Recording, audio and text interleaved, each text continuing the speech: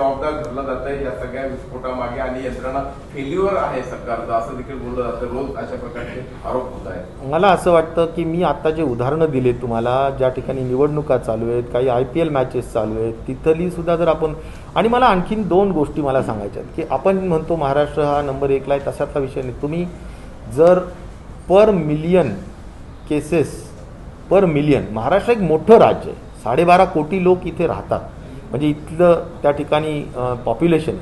त्यामुळे पर मिलियन दर 10 लाखामागे किती केसेस असं जर बघितलं तर आपल्यापेक्षा दिल्लीवर आहे, पाँडिचेरीवर आहे, गोवावर आहे, अनेक राज्य. अशा वेळेस महाराष्ट्र हे 7व्या नंबरला आहे पर मिलियन केसेसमध्ये संख्या असलेली. आणि मला हेही सांगायचं की मागच्या आठवड्याचं जर बघितलं, कारण हे आता मागच्या 1 महिन्यातच आपण वाढतोय, तर मागच्या आठवड्यामध्ये सगळ्यात जास्त जर 600% म्हणजे 6 टाइम्स ज्या केसेस वाढत आहेत त्या सिक्कीममध्ये वाढल्या आहेत, लडाखमध्ये वाढल्या आहेत. त्याच्यानंतर कर्नाटक मागच्या आठवड्याची जी राईज आहे 200% आहे. आपल्या बाजूला जे तामिळनाडू आहे, आंध्र प्रदेश आहे, आंध्र प्रदेश 180% आहे. आणि त्यामुळे मला म्हणायचं की आपल्यावर 8 राज्य आहेत मागच्या आठवड्यात ज्यांची टक्केवारी आपल्यापेक्षा जास्त आहे. आपली 80% आहे आणि इतरांची 120% तर 600% आहे. त्यामुळे बऱ्याच राज्यांमध्ये हे मागच्या काही 2 आठवड्यामध्ये अतिशय मोठ्या पद्धतीनं वाढत आहे. मी जी ही टक्केवारी सांगतोय ही तुम्हाला अधिकृत टक्केवारी सांगतोय की आपलं राज्य मोठं असल्यामुळे ॲब्सोल्यूट नंबरमध्ये आपला आकडा मोठा दिसतो, परंतु पर्सेंटेज जे काही वाढण्याचं पर्सेंटेज आहे, आपली जी पर्सेंटेज होतं त्यामध्ये किती वाढ झाली तर 80%. पण तेच जर आपण सिक्कीममध्ये बघितलं तर 600%, आंध्र प्रदेशमध्ये बघितलं तर 150%, तुमच्या बाजूला असलेलं कर्नाटक बघितलं तर 119%. अशी टक्केवारी सगळीकडे आहे, वाढतोय. देशातच अनेक राज्य वाढत आहेत. आपल्याला काही इतर राज्यांकडे बोट दाखवायचं नाही आहे काय करतायत काय नाही. आपल्या राज्याला जे जे काही करता येणं शक्य असेल आणि केंद्र शासनाचं जे जे मार्गदर्शन असेल, केंद्र शासनाचं मार्गदर्शनाप्रमाणे तंतोतंत कानामात्रासुद्धा न बदलता आम्ही कार्य करत आहोत, अतिशय प्रामाणिकपणे कार्य करत आहोत. त्याच्यामध्ये अनेक गोष्टींमध्ये प्रधानमंत्री महोदयांनी सुद्धा VCमध्ये जसं RT-PCR असेल त्याच्याबद्दल चांगलंच मत व्यक्त केलं आहे. तर आम्हाला ज्या काही सूचना केलेल्या आहेत ते काही क्रिटिसिझम नाही आहे, ते काही आलोचन नाही आहे. मला असं म्हणायचं आहे त्या सूचना आहेत की बाबा आणखीन जास्त टेस्टिंग वाढवा. आता मी तर म्हणतो 3 लाख टेस्टिंग पुण्यात आहेत, पण आणखीन जास्त वाढवा. आपण आणखीन जास्त वाढवू. त्यांनी ज्या ज्या सूचना दिलेल्या आहेत, टेस्टिंग वाढवा, ट्रॅकिंग ट्रेसिंग वाढवा, त्या आम्ही निश्चित प्रकारे करतोय.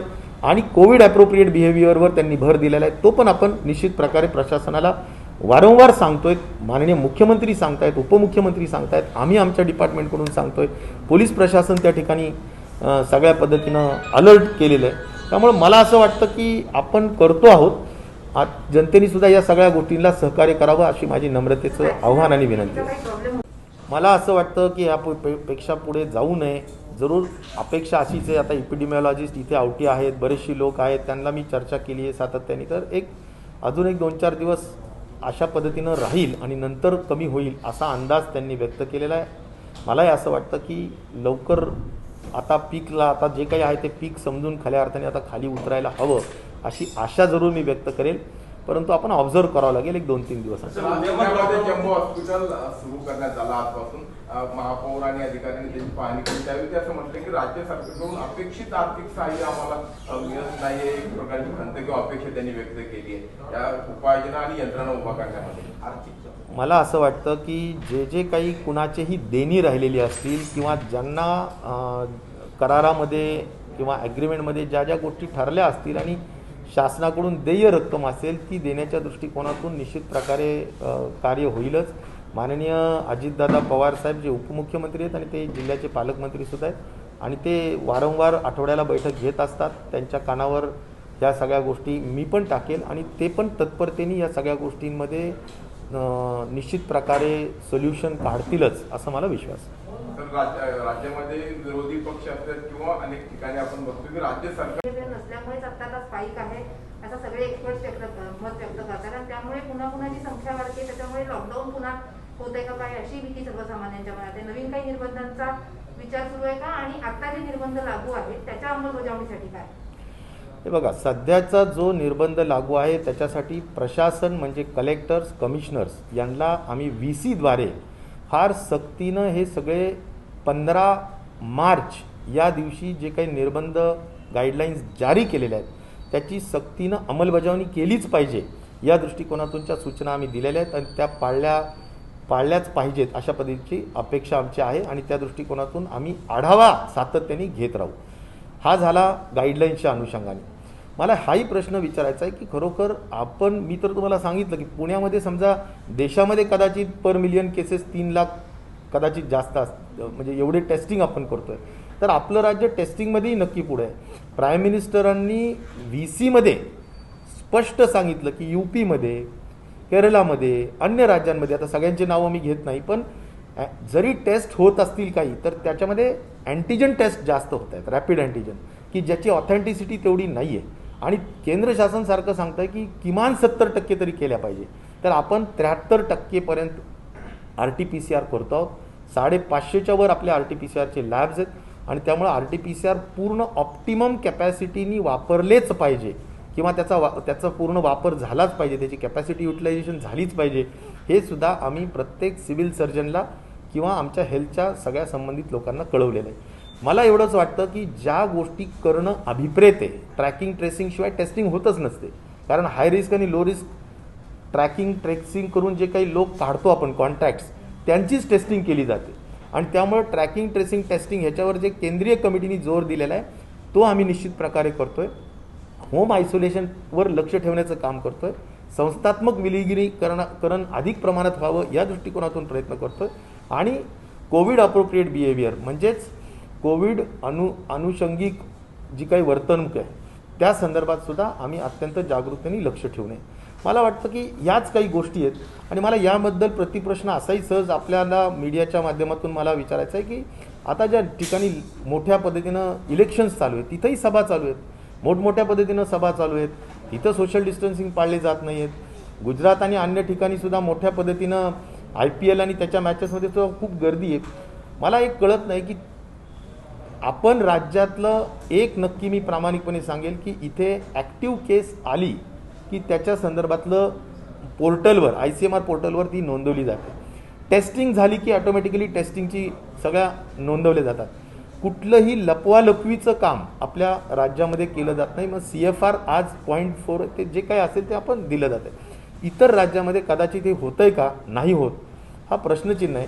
पण आपण ज्या पद्धतीनं मास्क आणि सगळ्या गोष्टींचं कंपल्शन केलं आहे, मास्कच्या किमती खाली आणल्यात, अनेक गोष्टींचं आपण केलेलं आहे आणि करत राहणार आहेत. एक मिशन मोडवर करत राहणार आहे. जरी सातत्याने वर्षभरात हे लोक काम करत आहेत तरी आम्ही मिशन मोडवर हे काम करत राहणार. पुण्यासाठी सरसकट व्हॅक्सिनेशनला परवानगी द्यावी, जेवढ्या केसेस आहेत अशी मागणी होते.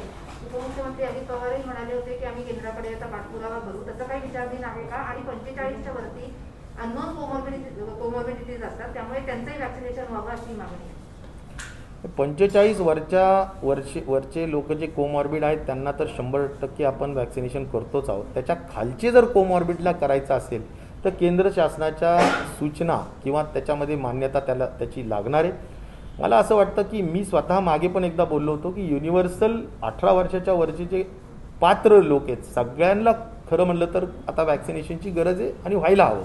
परंतु मान्य आहे आम्हाला की प्राथम्यक्रम हे जे वल्नरेबल पॉप्युलेशन आहे 1,77,00,000 की ज्याला इन्फेक्शन झालं तर त्याचा मृत्यू होण्याचं प्रमाण जास्त असतं किंवा त्यांना सिव्हिअर होण्याचे प्रमाण जास्त असतं. त्यामुळे त्याला अगोदर आपण करून घेतलं पाहिजे त्या घटकाला आणि त्यामुळे हे प्राथम्य क्रमांकाचा विषय आम्ही 2-3 महिन्याच्या आत संपवणार आणि नंतर 45च्या खालची कोमॉर्बिडिटी असेल किंवा 18 वर्षाच्या वरचे युनिव्हर्सल लोकांचा विषय असेल त्या बाबतीत केंद्राकडे आजही आग्रही मागणी की त्या बाबतीत लगेचच विचार व्हायला हवा आणि वॅक्सिनेशन मोठ्या पद्धतीनं आपण उत्पन्न वॅक्सिन करतोच आहोत. आम्ही तर हाही प्रस्ताव दिला आहे की कुठल्याही परिस्थितीत आपलं जे हाफकिन आहे तिथे सुद्धा जर आपल्याला संधी दिली तर आपण 17 कोटी वॅक्सिन्स वर्षामध्ये तयार करू शकतो. त्यामुळे वॅक्सिनचे डोस हा अजिबात विषय अडचणीचा नाहीच आहे. केंद्र शासनाच्या सगळ्या सूचनांचं अंमल आम्ही करतो आहोत. केंद्र शासनाकडे सगळी मागणी आम्ही केलेली आहे, त्यांची वाट आपण बघतोय. 4 दिवसात जवळपास 5,000 लोक पुणे जिल्ह्यात सापडत आहेत. नागपूरमध्ये लॉकडाऊन लावला, औरंगाबादला निर्बंध लावले, पुण्यात अजून तसे काही निर्बंध दिसत नाही. आणि दुसरी गोष्ट, मागच्या आठवड्यात आढावा बैठक सुद्धा झालेली नाही, त्यामुळे कुठले नवे निर्बंध अद्यापर्यंत लावले नाही. माननीय मुख्यमंत्री महोदयांबरोबर माझी फोनवर काल परवा चर्चा झाली. त्यांनी पण फार चिंता व्यक्त केली. ॲज अ आरोग्यमंत्री ते म्हणाले मला की राजेश, जर 25 आणि 30 हजाराच्या दरम्यान हे केसेस जास्त दिवस अशाच राहिल्या तर हे योग्य नाही. आपल्याला फार कडक पद्धतीनं याच्यामध्ये जावं लागेल आणि कदाचित आज आम्ही रात्री जाऊ, उद्या त्यांच्याबरोबर चर्चा करू. म्हणजे असं त्यांचं मत आहे की जास्त वाढत असेल तर आपल्याला काही सिटीजमध्ये लॉकडाऊन्स करावे लागतील. काही एखाद्या दिवस राज्यामध्ये सुद्धा आपल्याला जर मोठ्या पद्धतीनं काही स्पाईक हा जास्त कालावधी पर्यंत राहणार असेल तर आपल्याला जरा एक यामध्ये अजून जास्त कठोर पद्धतीनं जावं लागेल. कारण शेवटी लोकांनी, CM साहेबांनी बऱ्याच मीटिंग्समध्ये आणि PCsमध्ये सांगितलं की एकतर कोरोनाच्या संदर्भातले जे काही निर्बंध आहेत ते पाळा, नाहीतर मला लॉकडाऊन करावं लागेल. हे नेहमी त्यांनी सांगितलं आहे. मला वाटतं आता जनतेलाच मी अपील करेल की खऱ्या अर्थाने आपण अतिशय उत्तम प्रतिसाद द्यावं आणि कोरोना अनुषंगाने जे काही वर्तणूक आहे ती करायला हवी. मास्क आणि सोशल डिस्टन्सिंग पाळायला हवं जर आपल्याला लॉकडाऊन टाळायचं असेल तर. दोन डोसेस मधलं जे अंतर आहे ते कोविशिल्डच्या संदर्भात आज काही नवीन गाईडलाईन्स आल्यात का? 4 ते 6 कोरोनाच्या 2 डोसेस, आपल्या वॅक्सिनच्या 2 डोसेस, आजपर्यंत जी काही परिस्थिती होती कोविशिल्ड आणि कोवॅक्सिन ह्या दोन्ही डोसेसच्या बाबतीत सगळं साम्य आहे.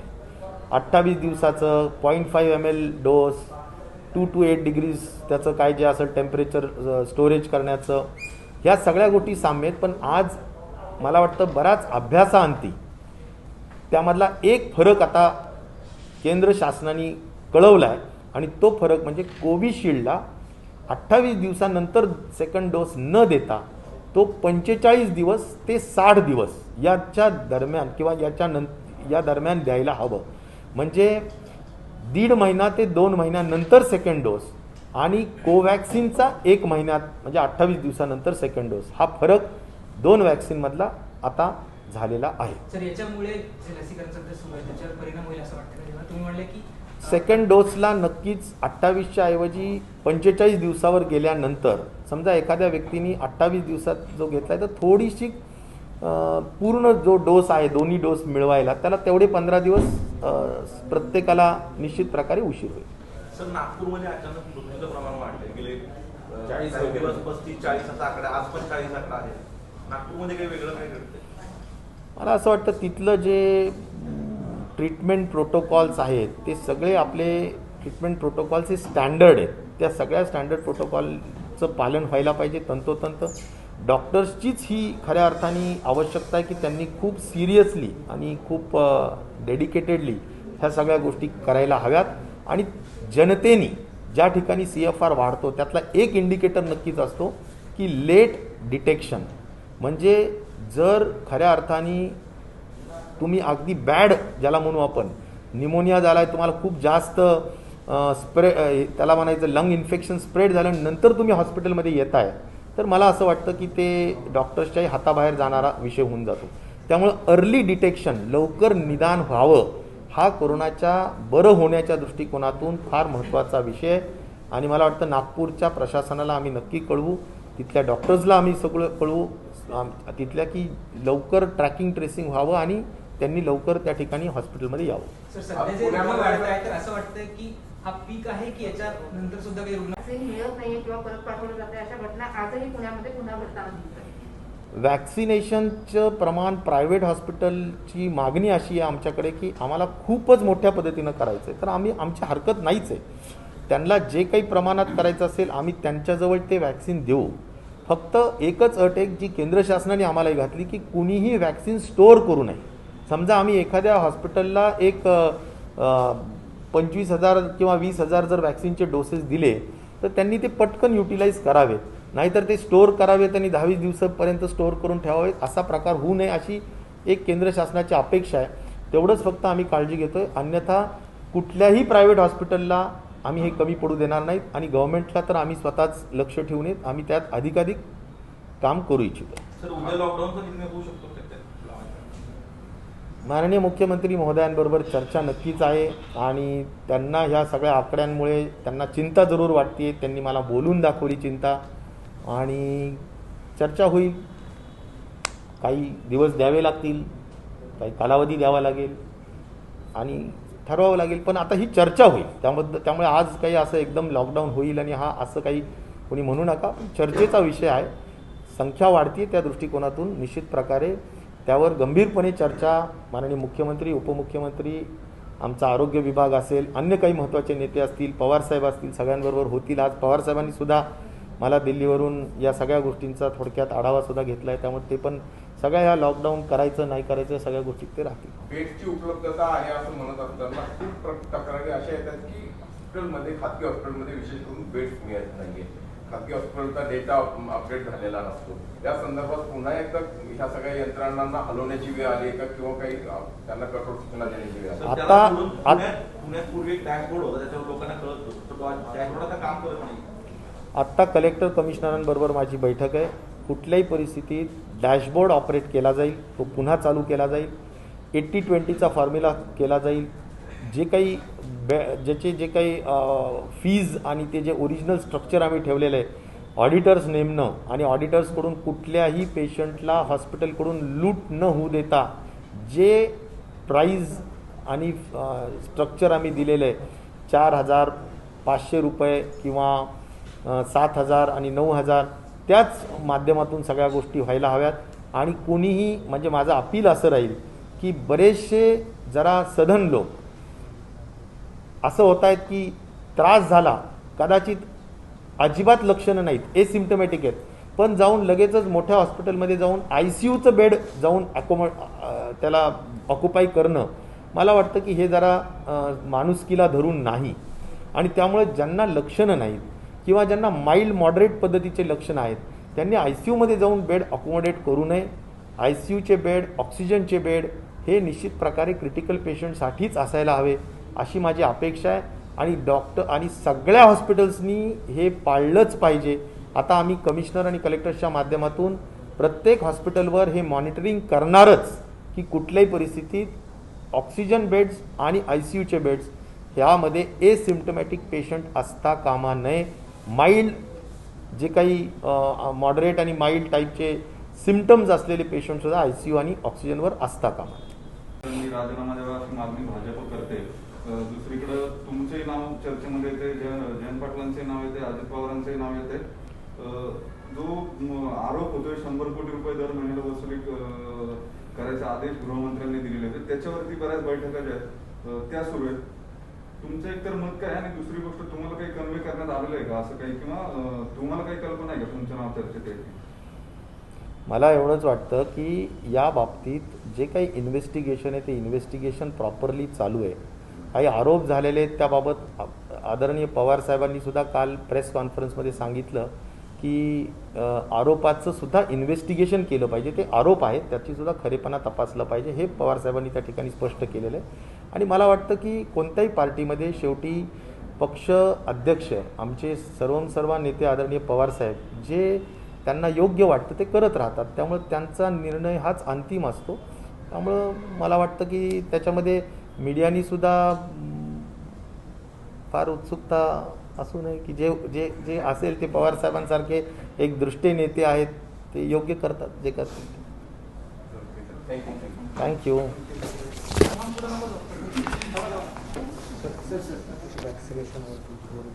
काय करायचं? वॅक्सिनेशन 1, 2